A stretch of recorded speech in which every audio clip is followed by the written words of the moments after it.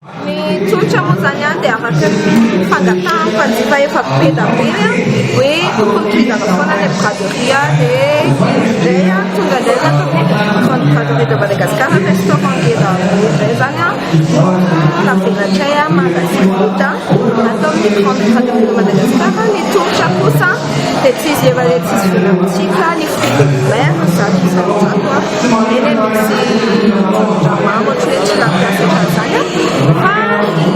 efa fahitanao isan'andro. Ny promotion anay kosa dia ngeda satria ohatry hoe camarón grillé zao raha ny restaurant izy 10 000 ariary ny 2 pièces, aty kosa izy 4 ou 5 pièces 15 000 ariary zany hoe mirary dia misy vafoloka koa atao salady efa mahazaka anatao ny grillade dia zay ny hitanao de Madagascar. Mariaka fampilasy misy anay dia matetika tsy tan'olona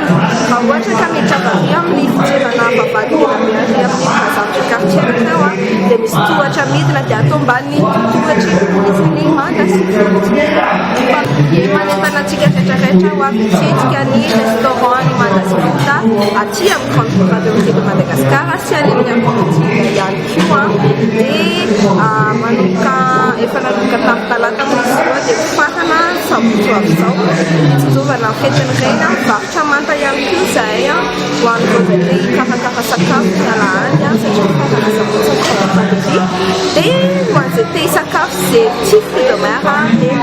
mino izay